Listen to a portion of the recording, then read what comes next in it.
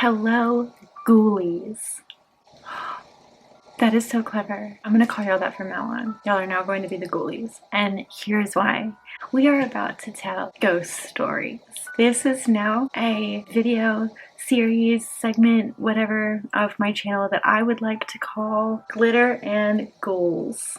I'm gonna do my makeup and tell you ghost stories, because I think that'll be fun. I hope that you guys enjoy too. I look like I have a mullet, but it's kind of cute. I know it's February, but I'm always down for the spook, so I'm looking for the people who are too. I got this idea from Bailey Sarian because she does true crime and makeup. I thought, well, let me put my own twist on it. Let me tell spooky stories. Let me tell ghost stories. I might do some urban legends. We'll see. Probably talk about aliens too. I love like space and stuff like that and aliens, and so we'll really talk about anything. If y'all have anything y'all want me to talk about specifically, you're more than welcome to comment. I'm always looking for suggestions of anything that people may want to watch. So if you guys have anything spooky you want me to talk about, like somewhere specific that's super haunted or something specific or someone specific, I do not care. Just comment them. Comment it down below what you want to hear about. But today we're drinking some watermelon Stella Rosa in my beautiful wine glass that has my name on it, even though you can't really tell in the camera,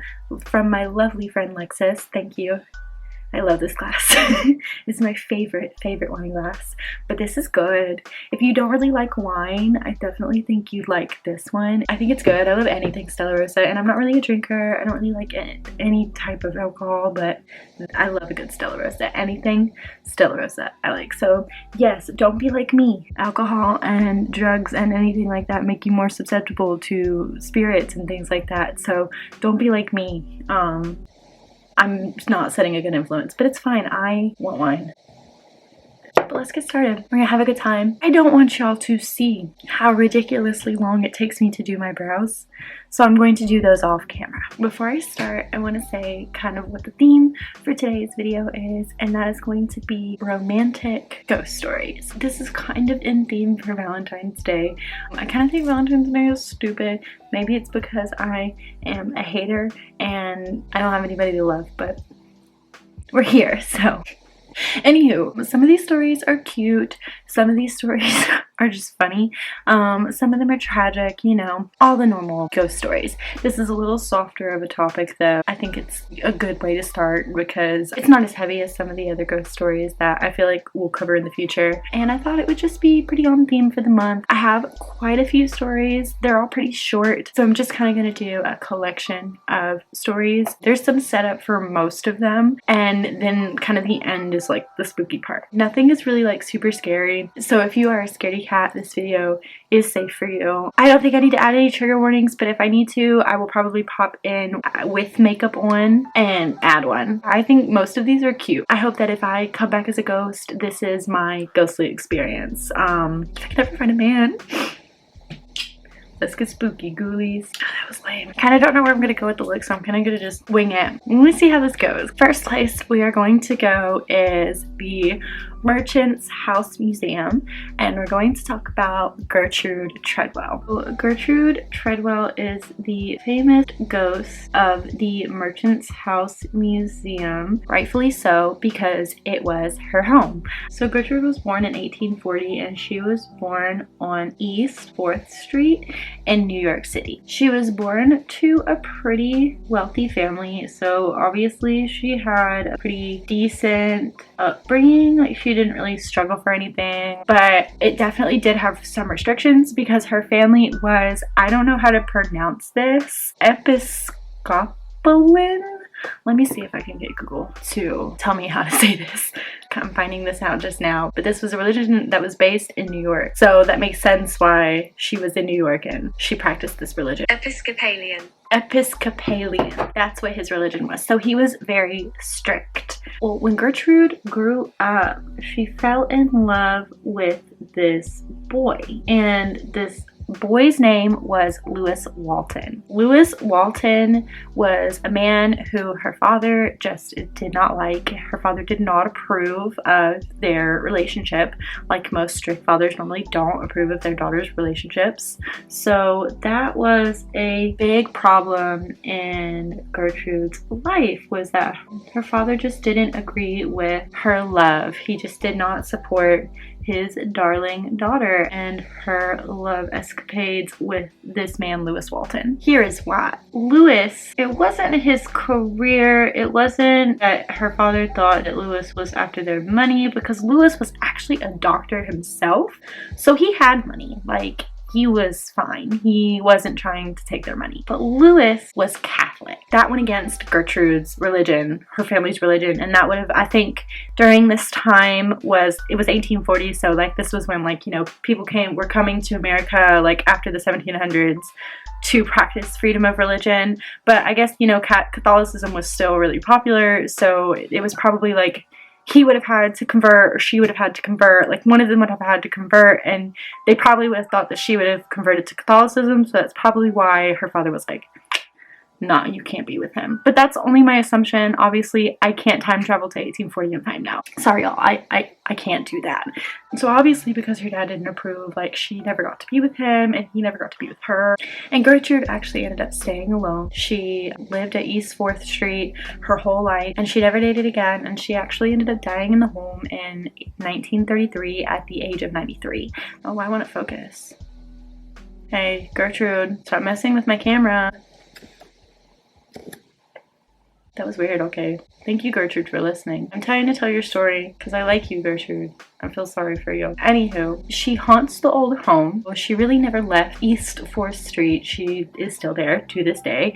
They turned it into a museum, so she stayed and continued to live there. I guess she's just kind of stuck in an endless loop living in her old home. So the hauntings that are seen to be sighted of Gertrude are normally an elderly ghost seen by the main staircase, and she is also seen hovering by the front door. One particular sighting that is believed to be Gertrude, it's not confirmed to be Gertrude, but it's believed to be Gertrude.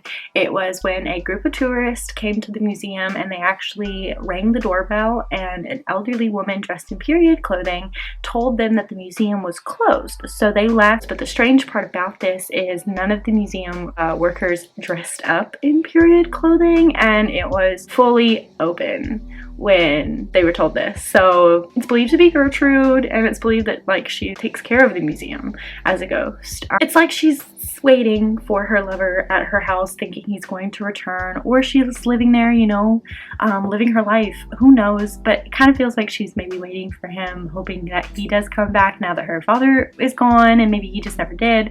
And it's a really, really tragically sad story, in my opinion, and I really do hope that she's not just waiting around for eternity for her loved one. So on to the next story. So the next story is about Harry and Beth Houdini. There is not much confirmed ghostly activity in this story, but I still just think it's kind of sweet, the sentiment of it. So a little setup if you have apparently been living under a rock and you don't know who Harry Houdini is. Harry Houdini was born March 24th in Budapest, Hungary.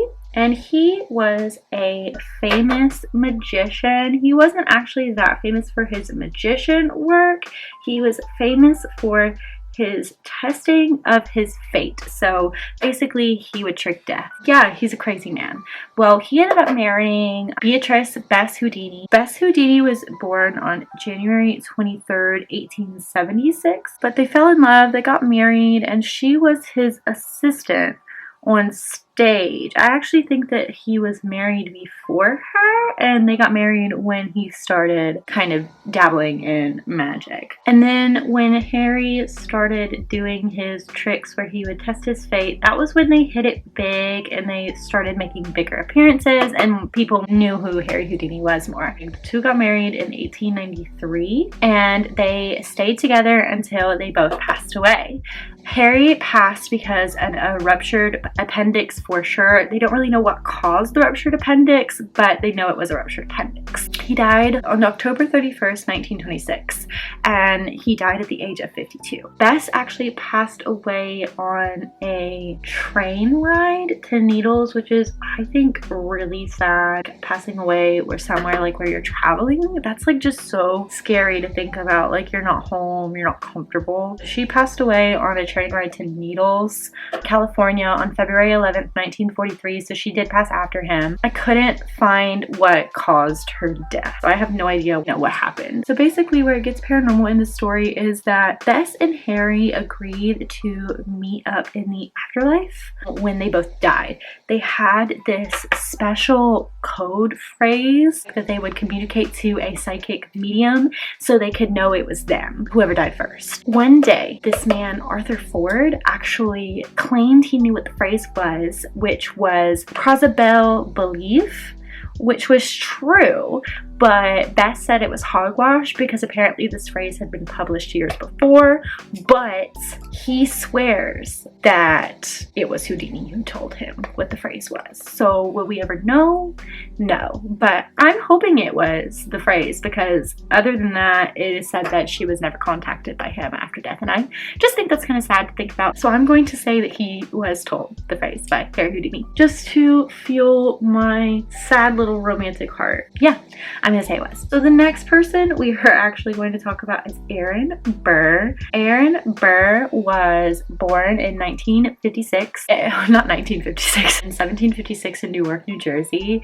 He was actually a president at one point. He was involved in a lot of scandals, such as shooting Alexander Hamilton. He also attempted to secede from the US and start his own country. He married a woman named Eliza Jamel. Eliza Jamel was born April 2nd, 1775 in Providence, Rhode Island. She had a pretty rough upbringing, but she turned it all around. She married her first husband, Stephen Jamel, and he actually passed away in 1832. And not long after he passed, Eliza married Aaron Burr. She just didn't want to be alone. She had been married for so long and she just didn't like the idea of not being in a relationship, so she quickly remarried. Bad mistake, because Aaron Burr was actually only after Eliza's money, so she ended up letting him run her finances, and shortly after she started allowing him to do that, she realized that things were off and that he had actually been mishandling her finances. So as soon as she found that out, she immediately divorced him, so she left. Aaron Burr actually died the day the divorce was finalized. Crazy coincidences. So Burr is actually a really popular spirit in the afterlife. Burr actually haunts a lot of places in New York City. He is a very common spirit around town. He is believed to be seen mostly at a particular restaurant. It is by the ocean. He gets seen a lot kind of messing with women. He's also known to be seen staring out the ocean, waiting for his daughter who got lost at sea to return, which is really sad, really sad. But there is one place that you will not see him, and that is the Morris Jamel mansion, which is obviously Eliza Jamel's mansion, and he won't go there because she is said to apparently haunt there. So avoiding your ex in your afterlife, it's a tragic game. So he even knows to stay away in death because she is not having it. She is not having it. So I like Miss Eliza. I actually think she is a cool ghosty because she really told this man, you cannot have any of my money. Not when I'm alive and not when I'm dead. Next, we are going to talk about Dolores Marti. This one actually is a pretty sad story. I do think that there was abuse in this relationship in general, but I'm not going to touch on it. So no trigger here. I'm just going to even keep the story basic, but I think that there was, if I'm not mistaken. The Castillo de Marcos is the oldest masonry fort in the United States, and it has a lot of paranormal activity like in itself, but we're going to be talking about one in particular. This one's really sad. So in 1784, Colonel Garcia Marti and his wife Dolores moved to the fort to start a new life, and he started a new job, so he brought her, and yeah, that was going to be their new start. Upon arrival, the colonel was given an assistant. This assistant was a pretty handsome man. His name was Manuel Abella. The colonel was not a nice man to Dolores. He wasn't a very good husband, that's for sure. He didn't really treat Dolores very well, so she got really close with Manuel as they lived in the fort and as her husband worked there, and they began having an affair. Eventually, the colonel caught on because one day he shook Manuel's hand and he smelled Dolores's signature perfume, which apparently was just a really unmistakable perfume during this time. It didn't say what it was, but that'll come into play later. So he found out, and then the next day, Manuel and Dolores actually went missing. The colonel had actually told everybody that Dolores had fallen ill and that she was going to return to her aunt's home in Spain to recover, and then after that she was just going to stay there. And then he told everybody that Manuel was sent on special assignment and that's where he had gone. Nobody really believed him, but he wasn't questioned further because obviously that's always how things go. And they must have just fallen off my thing. I accidentally knocked my brushes over and they have beads in them, so I don't know where that came from, but it came from somewhere. Hopefully it's not a ghost. Sorry, ghosty, please go away. But 50-ish years later, both bodies were actually found in a sealed off room when construction was being done to the masonry. It was believed to be their bodies of Dolores and Manuel. Well, basically the colonel had killed them, shoved them in this room that was locked and sealed away, and they were never found until about 50 years later. So Dolores is said to be a spirit spotted on the grounds in a white dress. She is also believed to show herself by letting people smell her perfume, that distinctive perfume that actually got Manuel caught. People tend to smell her. It is believed that she is still waiting for Manuel in the afterlife. I'm actually kind of shocked his spirit didn't stick around with hers if she stayed and they both got locked in there. I'm kind of surprised he didn't stay with her, but you know, maybe some spirits move on and others don't. Maybe the business is more unfinished for one than it is the other, and that's why their spirits didn't stay together. There is a trigger in this one. This is a more well-known ghost story and it's called Emily's Bridge. Emily's Bridge is also known as the Golden Brook Bridge, which was built in 1844 in the state of Vermont. The Golden Brook Bridge is covered and it's about 50 feet long. The only significance that this bridge actually has in this case is that Emily had a lover that her parents didn't approve of. Always is how the story goes. And they were supposed to meet on this bridge to go run away and get married, and he did not show. It is believed that she committed suicide and hung herself on the bridge, but that is not confirmed. I don't think it actually can be confirmed because I don't think there's any records on if it really happened, but that's what the tale is believed that happened. It is said she's not a sad and remorseful ghost, she's an angry ghost because her lover didn't show. And she is said to, when people drive across the bridge, she apparently claws their car as they're driving by, but apparently you're also not safe if you're walking. But I feel like you'd be safer in a car anyway, but you're really not safe if you're walking because she also is not nice to pedestrians either. She is said to scratch people really hard when they exit the bridge. They have scratch marks all up and down their backs. That is just crazy to me. She is so mad. But I would be too, if we're being honest. She is just said to be completely angered by this situation, and she's basically just never gotten over it. And some pain, you know, I guess just crosses to the other side too. Some pain just doesn't go away, you know? You're just stuck with it sometimes. And apparently this is one that Emily is stuck with. She is stuck with this pain for the rest of her haunted life. And you know, who knows how long ghosts actually stick around in the places that they're staying in. Some, I guess, probably stay forever.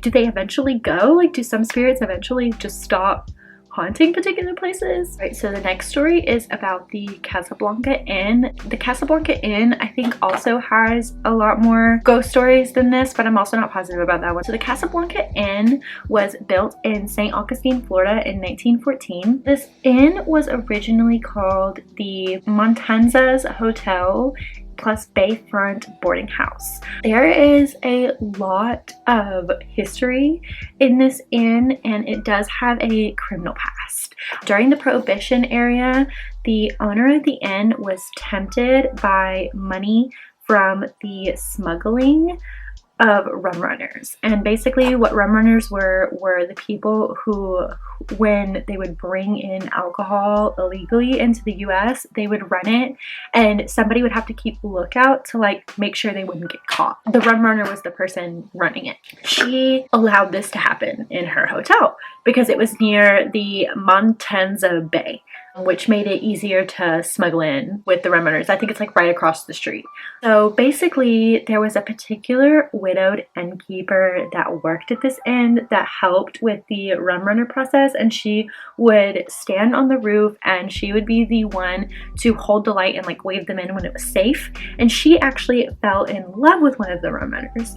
Well, one day this particular rum runner did not return home. Obviously it was a really dangerous and illegal operation at the time, so probably a lot of people did die during this era because of it, whether they got lost at sea or they got caught. Like probably a lot of people did die during this time doing rum runner stuff. He never came back, and she is actually seen still on the roof with her light waving for them to come through, that it's safe to come in from the water. And it's so sad because it's like she's just doing her job until her lover comes back, and that breaks my heart. Bonnie and Clyde till ghosty time, basically.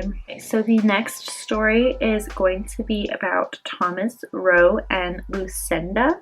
Thomas Rowe was born in Massachusetts in 1872. Thomas was an orphan at the age of 5, and he was actually sent away to England to live with his uncle. And he was raised by his uncle. He met Lucinda while he was in England. Lucinda was an opera singer who lived in London. Lucinda would perform in the opera Martina, and she would perform nightly. And after her nightly performance, Thomas and Lucinda would go meet by this particular fountain every single night. So Lucinda and Thomas actually ended up planning on getting married, and Lucinda's parents did not approve of their love. So Lucinda's parents ended up making her come back to Spain, not letting them get married, of course. And Thomas was really upset about this, and so was Lucinda. Obviously, like, they both were very much in love, so they were very upset about this. Thomas would send Lucinda letters, and he would actually receive them back in the mail completely unopened. So obviously, Lucinda's parents weren't even letting Lucinda know that she had the letters. Like, they were just fully keeping them to themselves. So Lucinda ended up falling ill during this time, and she actually ended up sending a letter to Thomas herself. She just finally decided that what her parents were saying basically just didn't matter, and that she needed to tell Thomas that she loved him. And she ended up sending him a letter, and in this letter there is a quote from her that is just so sweet. And basically what it says is, quote, "Time is infinite. I wait for you by our fountain to share our timeless love. Our destiny is time," unquote. And she sent that in a letter while she was on her deathbed, and she ended up dying. And Thomas's health actually started declining around this same time. So per his doctor's orders, he went to the Gulf Coast for just brighter air, better environment, better atmosphere, just to boost his health.